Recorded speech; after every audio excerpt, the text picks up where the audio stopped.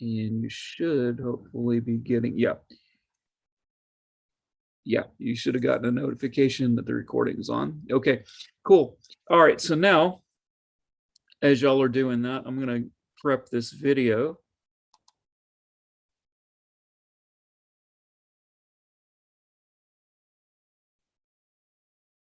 And everything that I am going through with you today is going to be in your folder for this week, so you can always go back to it.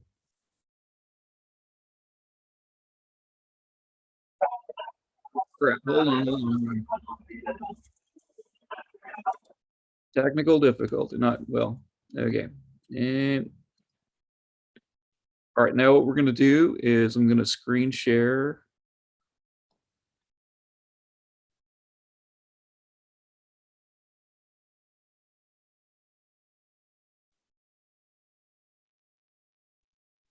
Okay, and hopefully everybody should see this. Now, what I'm going to show you here, this video is a film, obviously, of Mr. Rogers giving a testimony before the Senate in 1969. And the context here is that under Johnson, Lyndon Johnson, who left the White House under, kind of a dark cloud because of Vietnam. But previous to Vietnam, he had initiated the Great Society. He had carried on President Kennedy's initiatives for the Civil Rights Bill and Civil Rights Act, and so on and so forth. So, he made a lot of strides socially and for domestic reform. But anyway, one of those domestic programs that he initiated as part of the Great Society was PBS. And so Richard Nixon comes in 69, and the Nixon administration wants to do away with PBS entirely. And you can, of course, see if you follow our current political situation at all, you can see the parallels here, because certain factions within Congress today want to do away with PBS. And in other words, they're saying they can't justify the funding and so on and so forth. So anyway, Nixon finds an ally in this conservative Democrat senator named Pastore, and he's considered to be this hardline guy. And he's heard 2 days of testimony about PBS and the value of PBS, and he hasn't been impressed at all with any of it. And essentially, looks like PBS is about to go down the drain until Mr. Rogers speaks. And so I just want you to watch this and, think about what Mr. Rogers is saying, how Mr. Rogers is saying it, how he's appealing to Senator Pastore directly, Senator Pastore's response, okay? And think about, too, what is at stake here? Mr. Rogers knows going in that all of PBS, the essential future of not only his program, but all of, what my generation and your generation and so forth had essentially come to take for granted as the programming available for children, not just children, but all the other PBS programming that came about because of essentially this funding. So anyway, we'll take a look at this. It's a short clip, right? Incidentally, according to Facebook algorithms, right, 7 minutes is about the attention span that most people have for a video. So this kind of hits the sweet spot on that.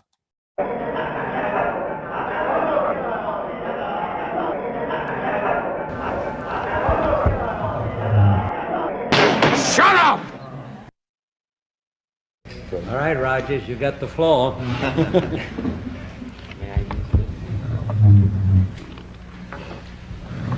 Senator Pastore. This is a philosophical statement and would take about 10 minutes to read, so I'll not do that. One of the first things that a child learns in a healthy family is trust. And I trust what you have said, that you will read this. It's very important to me. I care deeply about children. My first children... Will it make you happy if you read it? I'd just like to talk about it, if it's all right. Sir.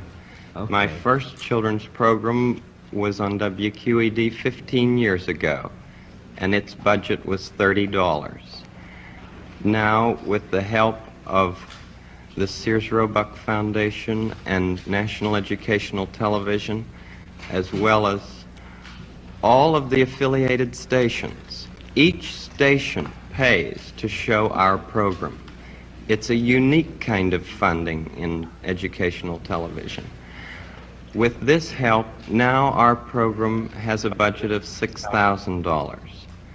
It may sound like quite a difference, but $6,000 pays for less than 2 minutes of cartoons, 2 minutes of animated, what I sometimes say, bombardment. I'm very much concerned, as I know you are, about what's being delivered to our children in this country. And I've worked in the field of child development for 6 years now, trying to understand the inner needs of children.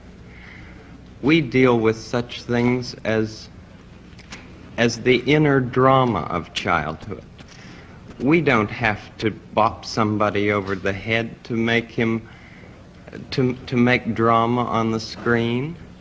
We deal with such things as getting a haircut, or the feelings about brothers and sisters, and the kind of anger that arises in simple family situations.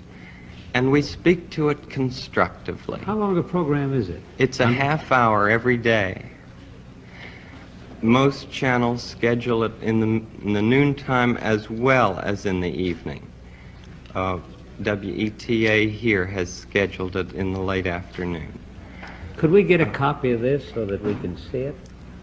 Maybe not today, but I'd like to see the program. I'd like very much for you I'd like to see the program itself, or any one of them, you see. We made 100 programs for EEN, the Eastern Educational Network, and then when the money ran out, people in Boston and Pittsburgh and Chicago all came to the fore and said, we've got to have more of this neighborhood expression of care. And this is what I give. I give an expression of care every day to each child to help him realize that he is unique. I end the program by saying, you've made this day a special day by just your being you. There's no person in the whole world like you, and I like you just the way you are. And I feel that if we in public television can only make it clear that feelings are mentionable and manageable, we will have done a great service for mental health. I think that it's much more dramatic that two men could be working out their feelings of anger, much more dramatic than showing something of gunfire. I'm constantly concerned about what our children are seeing. And for 15 years I have tried in this country and Canada to present what I feel is a meaningful expression of care. Do you narrate it? I'm the host, yes, and I do all the puppets, and I write all the music, and I write all the scripts. Well, I'm supposed to be a pretty tough guy, and this is the first time I've had goosebumps for the last 2 days. Well, I'm grateful, not only for your goosebumps, but for your interest in our kind of communication. Could I tell you the words of one of the songs which I feel is very important? Yes. This has to do with that good feeling of control, which I feel that children need to know is there. And it starts out, what do you do with the mad that you feel? And that first line came straight from a child. I work with children, doing puppets in very personal communication with small groups. What do you do with the mad that you feel? When you feel so mad you could bite. When the whole wide world seems oh so wrong, and nothing you do seems very right. What do you do? Do you punch a bag? Do you pound some clay or some dough? Do you round up friends for a game of tag or see how fast you go? It's great to be able to stop when you've planned the thing that's wrong and then be able to do something else instead and think this on. I can stop when I want to, can stop when I wish, can stop any time. And what a good feeling to feel like this and know that the feeling is really mine.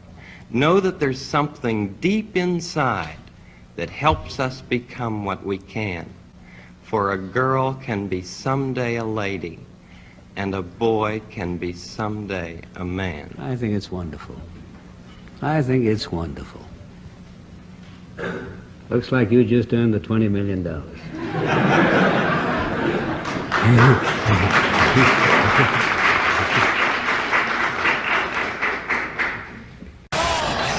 After 11 years of leadership,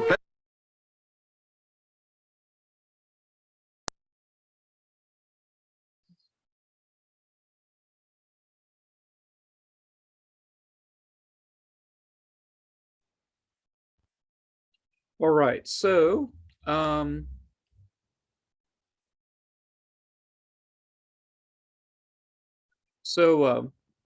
there we go.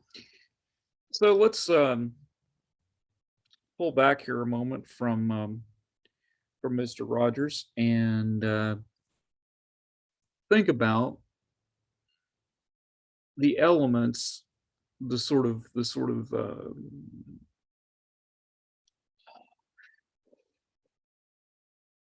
transcendental, if you will, for lack of a better term, moving parts here. What made the appeals to what he was saying work? So when we talk about rhetoric, we're talking about foundationally three major appeals, and most of you are probably aware of this or have heard these terms before: ethos, pathos, and logos, right? And we'll be bringing this up again throughout the course and so forth. So, you know, you don't necessarily have to like burn these into your consciousness per se right now. But when we talk about ethos, the English word that's cognate of that is ethics or character, right?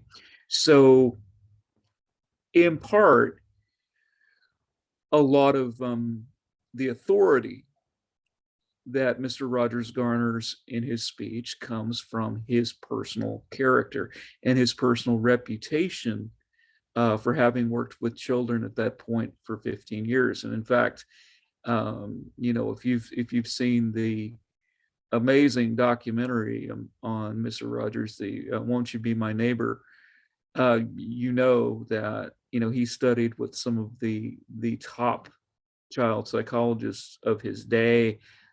He was actually ordained a Presbyterian minister with a ministry to television, so on and so forth. And so he comes to that place with a lot of personal ethos or personal character, and it was no mistake that PBS chose him to make that appeal, right?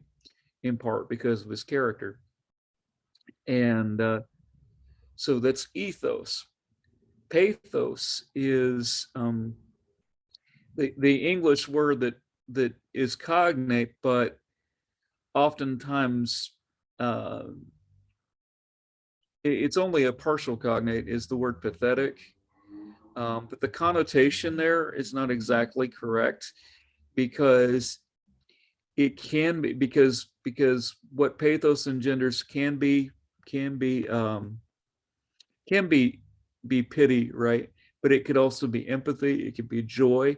It could be elations. It could be sadness. It could be any type of emotion, but it's an appeal to emotion, right? And so, again, looking at the Mr. Rogers piece, he is appealing to Pastore's emotion in the sense that Pastore is not only a senator who's worried about budget and political ramifications and whatnot, but he is before that, hopefully, a father of 3 children, right? And so he's appealing to Pastore's own desire for his children to live this kind of fulfilling and happy life through the virtues of being able to uh, communicate constructively emotions and so forth, exert personal control, etc., etc. Um, Incidentally, that particular those particular techniques, right, exertive over personal control, communication of emotions, and so forth. These are also analogous with Montessori techniques, if any of you are familiar with Montessori school. And I can tell you, when you encounter a child who has gone to a Montessori school, for example, you'll know, because they'll say things like, they'll get really angry, but they don't like scream or whatever. They'll say things like, "We need to have a conference," right? So, you know, uh, so anyway, but Pastore, in other words, Pastore himself has a stake in the success of what Mr. Rogers is doing, because Pastore wants his children ultimately to become holistic and successful adults. And so he sees the value there. So another example, and this is the classic example. I don't see it as much, but for years and years and years, and you all probably remember this from when y'all were kids. But if you had the TV on really late at night, like on a basic cable channel, you'd see Sarah McLachlan come on the screen. And there'd be cages full of dogs and so forth. And you feel like shit because you weren't donating money to save the dogs. That's another appeal to ethos. I always tell people, if you have a if you find a stray dog or whatever, a homeless dog, if you want that dog to have a home, find a white church, a white people church, and leave that dog in the parking lot of the white church. That dog will have a home within 45 minutes. Now, conversely, this does not work if you leave a homeless human in the parking lot of a white church. Yeah, but a dog, yeah, don't mess with white people and their dogs. I'm just telling you. Anyway, so the next thing, so that's pathos, right? Appeal to emotion. And you'll see that this is not one discrete appeal. These are interwoven.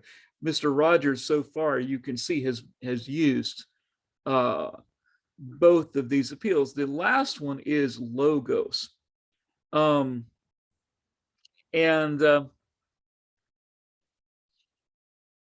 so logos is the way that we tend to approach logos is like logic, that which can be documented, right? So anything with numbers and figures and so on, which he does in that speech. He talks about the number of shows that they have made, the specific stations, right, that have provided them with funding and so on and so forth, and have bought into what Mr. Rogers is doing.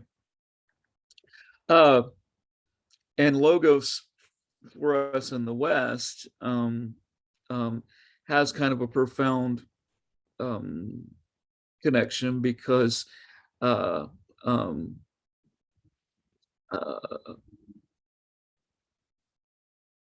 so um, some of you might be familiar with the text from the Gospel of John. In the beginning was the Word, and the Word. So anyway, that's how it's translated in English. The actual language there, the actual Greek, the word is logos, right? In the beginning, there was the logos, right? So the idea is that in that particular notion, right, is that the logos is kind of an underpinning, right? That there is a logical um, uh, uh, um, mechanism, right? That's kind of the underpinning of stuff.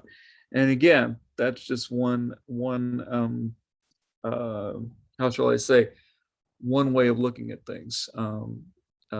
May be fallible, but that's just one way of looking at things.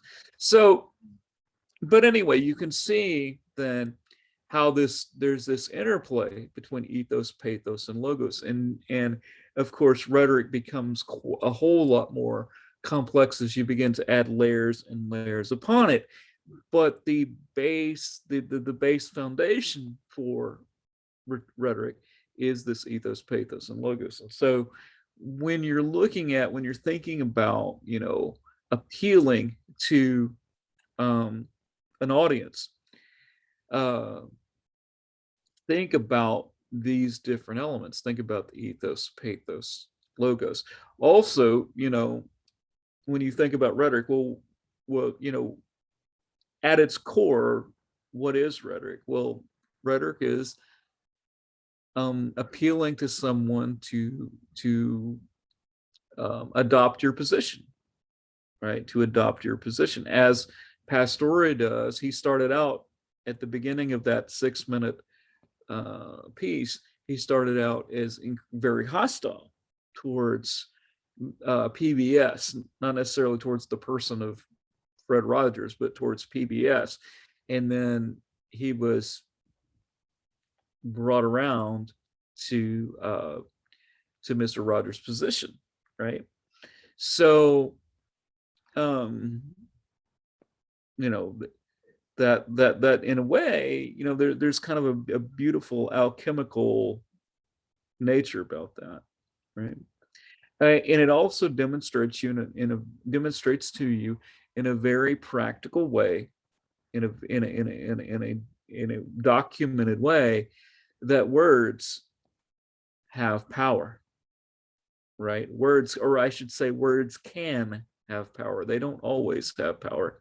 And in fact, in some cases, um, communities have deliberately tried to take power back, right?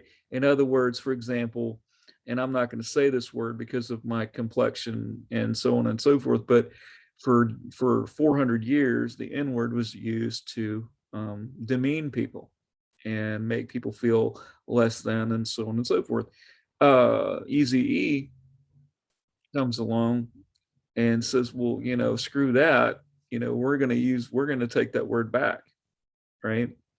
And so that's why it's absolutely ignorant for non-African American people to go around and saying that word and so forth, and say, well, they get to say it, and it's in the music. Why don't we say? Well, there's a very specific reason why you don't get to say it, right? That's not a part of your community. That's not a part of your history, and that's not a part of your suffering. It's like I use the word cripple, but y'all can't, but I can use that word because that's my life. That's right. So, anyway, but again, that's a rhetorical move on the part of Eazy-E, and unfortunately, it's gotten lost. It's gotten lost. I don't think that a lot of current hip hop stars, et cetera, put that much thought into it. But anyway, so For those that popped in maybe a few minutes late, go ahead and type into the chat your name and that you're present so that I will have that information. Okay. Our next item, keeping in line with this whole, who I am uh, project that we're doing, is I want to share with you a video. It's a video presentation, if you will, of Sandra Cisneros's only daughter. It's quite short, as is, I mean, because it's gonna span the entirety of her piece. It's going to cover the whole piece, and you also have the PDF of the piece in your folder as well, so that you can go back and look at it. But this piece is really emblematic, ultimately, of the kind of thing that you are going to be writing, particularly if you choose to write on option 2, because what she's got there is, she says, for her, the phrase only daughter defines her for essentially for the first 30 years of her life. And she goes into explaining how, and exactly how that phrase resonated with her in both positive and negative ways. And she does so through narrative. And again, we talked about last time the power that narrative has, the facility that narrative has to oftentimes take difficult ideas and topics and realities and present them in such a way that it's palatable to people, right? And before we get into that, really the key, like when we talked about, for example, in the who I am, I mean, excuse me, the who I am story, the article, and one of those points on there, and remember, I advised you that it's probably really a good idea to look at those 10 or 12 points and to begin actually going through those, and actually going through those exercises, right? It's probably a solid idea. But one of those points is show, don't tell. And remember, show, don't tell involves physical description, metaphorical description, dialogue, and so on and so forth, rather than just coming out and telling something, but rather using language to allow the reader to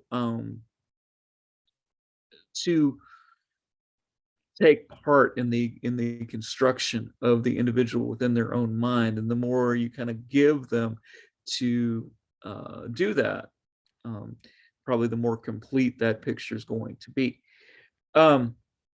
So sort of the formula for that is to explain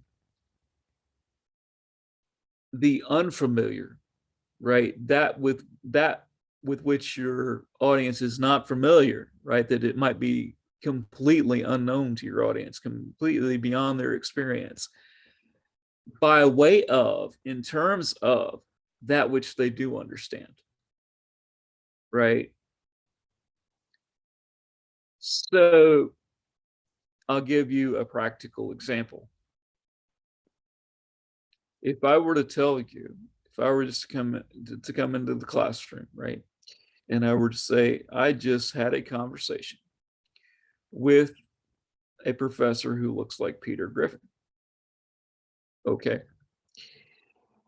You don't have to be a Family Guy aficionado to know what Peter Griffin looks like. Okay. So you immediately get a visual image of what this professor probably looks like. Okay. And that immediately narrows down who I had a conversation with to maybe 3 people on campus. Okay. So you can see just by that brief statement, that is an incredibly evocative image, right? Now, of course, that's relevant to who I'm talking to, because I'm talking to a group of folks in 2022. You know, and you all are, Family Guy's been around for over 20 years, right? So, but obviously that metaphor, or that, would not be effective. Maybe if and you all are in your 20s approximately, maybe 1 or 2 of you a little older, but I don't know. But anyway, that may not work. That metaphor may not work if I was talking to a group of people in their 70s or 80s, because maybe they may have run across Peter Griffin once, even though Peter Griffin's been around 20 something years, right? It depends, again, the potency of metaphor, right, depends on your audience. It's contingent upon your audience. Okay. Let's look at this piece by Sandra Cisneros. Incidentally, Cisneros lives in San Antonio. She teaches, I believe, at Our Lady of the Lake.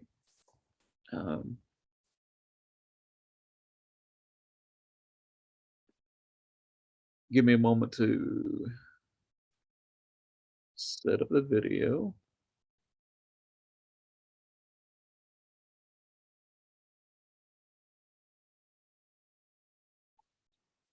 I'm going to run through the... Grammarly does more than catch errors. With Grammarly, you can find really good.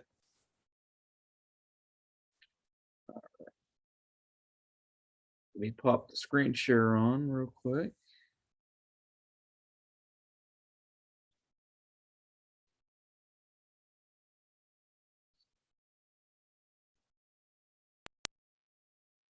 Let me go back, because I don't think I did that properly.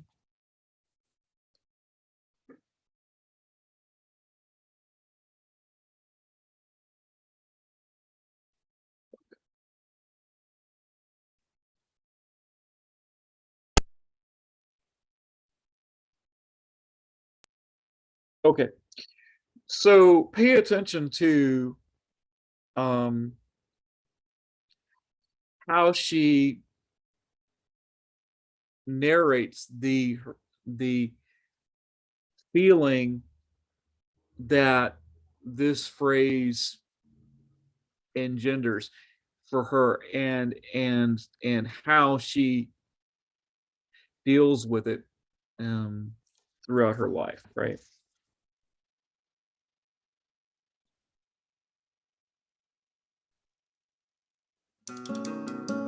Once, several years ago, when I was just starting out my writing career, I was asked to write my own contributor's note for an anthology I was part of. I wrote, "I am the only daughter in a family of 6 sons. That explains everything." Well, I thought about that ever since, and yes, it explains a lot to me. But for the reader's sake, I should have written, "I am the only daughter in a Mexican family of 6 sons." Or, "I am the only daughter of a working class family of 9. All of these had everything to do with who I am today. Being the only daughter in a family of 6 sons forced me by circumstance to spend a lot of time by myself, because my brothers felt it beneath them to play with the girl in public. But the loneliness was good for a would-be writer. It allowed me time to think, to imagine, to read, and prepare myself. Being only a daughter from my father meant my destiny would lead me to become someone's wife. That's what he hoped for. That's what he believed. But when I was in 5th grade and shared my plans for college with him, I was sure he understood. I remember my father saying, "Que bueno, mija, that's good." That meant a lot for me, especially since my brothers thought the idea was hilarious. What I didn't realize was that my father thought college was good for girls, good for finding a husband. After 4 years in college and 3 more in graduate school, and still no husband, my father shakes his head, and even now, he says that I've wasted all that time in education. In retrospect, I'm lucky my father believed daughters were meant for husbands.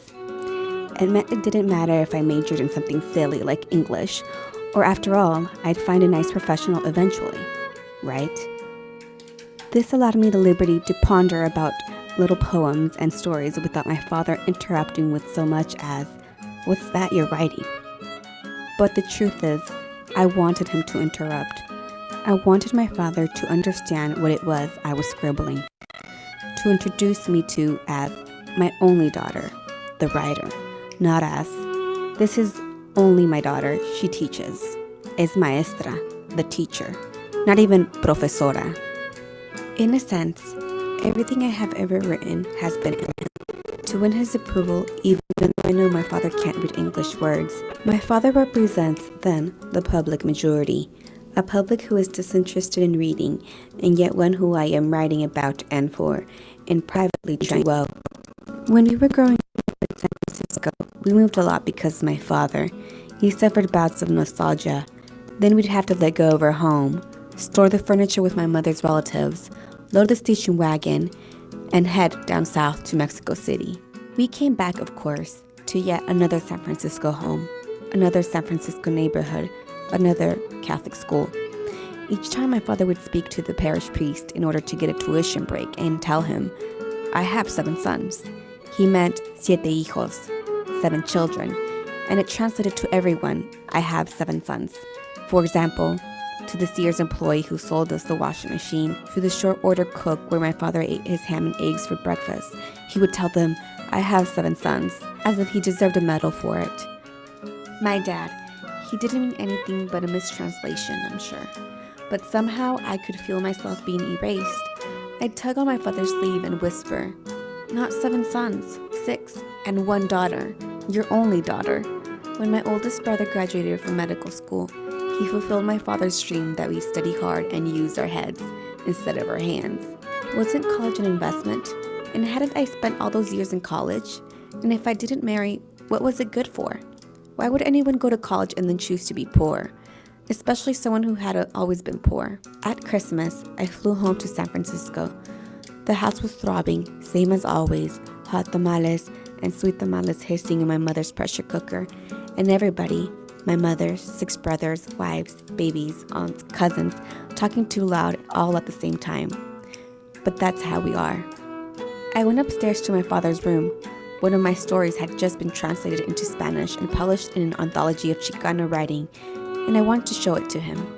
There was a glass filled with milk on the bedside table. There were several vials of pills and a box of Kleenex. And on the floor, one black sock and a plastic urinal that I didn't want to look at, but I looked at anyway. Pedro Infante was about to burst into a song, and my father was laughing.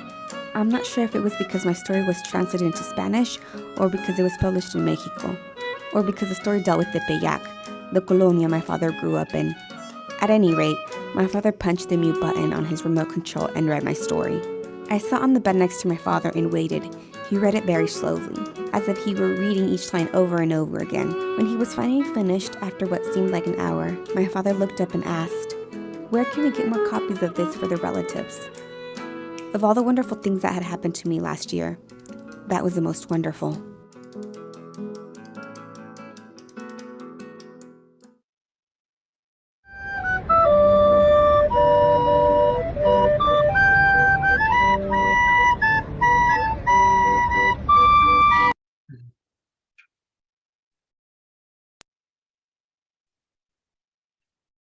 Okay, so there's a lot going on in that very brief piece, right?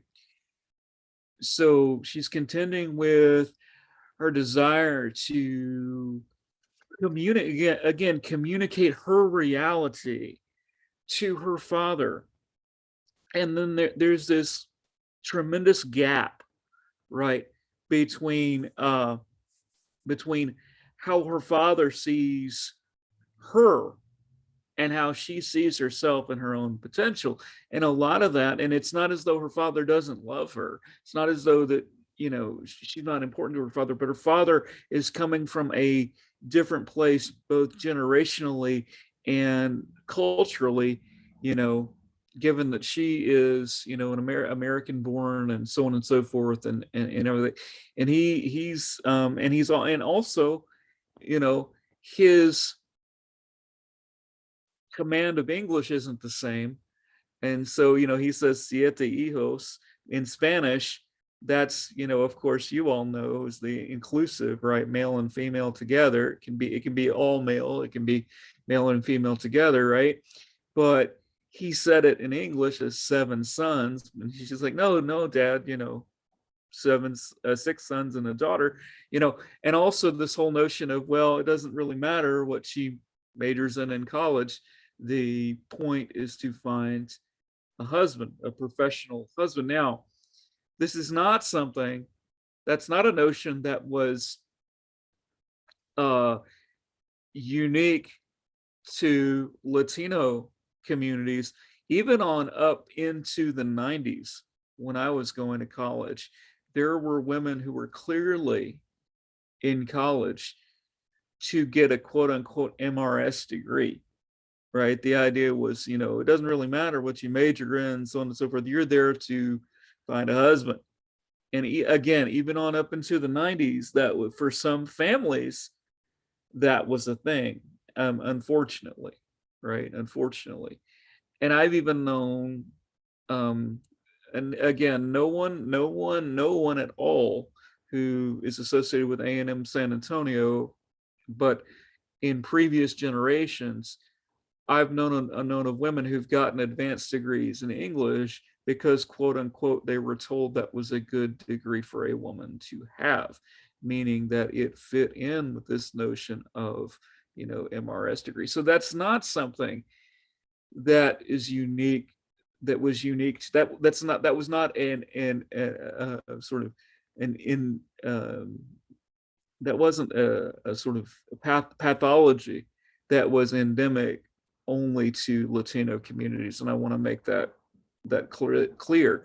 That was kind of very much a patriarchal problem. So, but what was really beautiful about this story, first of all, is she actually took advantage of the situation she was in, and she was like, well, my father really doesn't, my father thinks I'm, ultimately going to look for a husband, so he doesn't really care what I'm doing.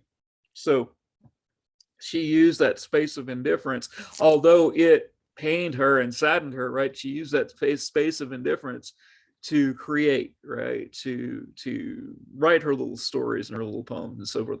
But it wasn't until a piece of hers was published in Spanish, Spanish being his language, his window into reality, right? We're talking about language being window into reality, So it's through Spanish that he's able to connect with what it is that she actually does.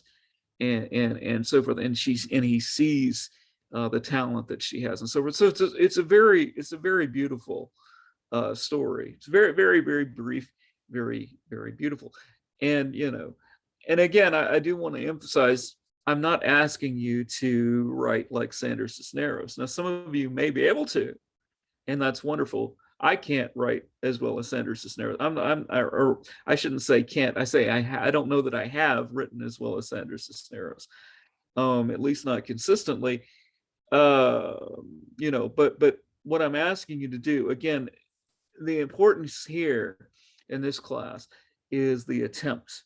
It is the energy, the vitality, et cetera, that you put into the attempt. In other words, I don't want you to just turn in something that clearly is a piece of shit that you wrote like 10 minutes before it was due, right? I want to see that even if it doesn't turn out the way you want it to turn out and that you're struggling with it and so forth, that you put the effort into it, right? That, because, and especially on an initial draft, as long as you have something from which to work, right? That's the important thing. Whatever you craft in the beginning, you can build on that, right? You can draw out from that and so on and so forth. There's this notion by, I believe it's, I remember if it's Margaret Atwood or Anne Lamott. I think it's Anne Lamott. This notion of the shitty first draft, right? That the first time that we have to give ourselves permission to create shitty first drafts. We have to give ourselves permission to not be perfect, right? And in part, that's what writing your weekly journals is. It's giving you that space to not write fantastically necessarily. Also, as you draft, again, it's the importance is the attempt. It's not going to be perfect. It's not. In fact, what is perfection? Is that even achievable? I would say no. But anyway, I could show you another video. I don't know that that's necessarily going to advance our our progress so much. So what I'm inclined to do is to let you go. Again, make sure that you have commented in the chat with your name and that you're present so that I have that on record, right?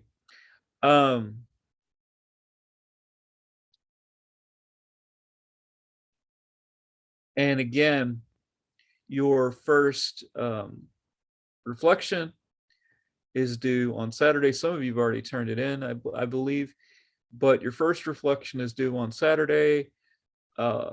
Again, 2 pages, please. And yeah, all you got to do is write 2 pages that's remotely reflective. Again, it's a cohesive essay. It's not numbered answers to the questions, right? It's a cohesive essay. But beyond that, what you want to do with it, what you want to say in it is fine as long as it's reflective in nature. I do want to throw out one more thing. So don't contact me through the email system within Blackboard, right? Through the messaging system within Blackboard, because I do not get notifications of those messages. I do not get notifications of those messages. The only way that I get notifications is through actual, Jaguar email.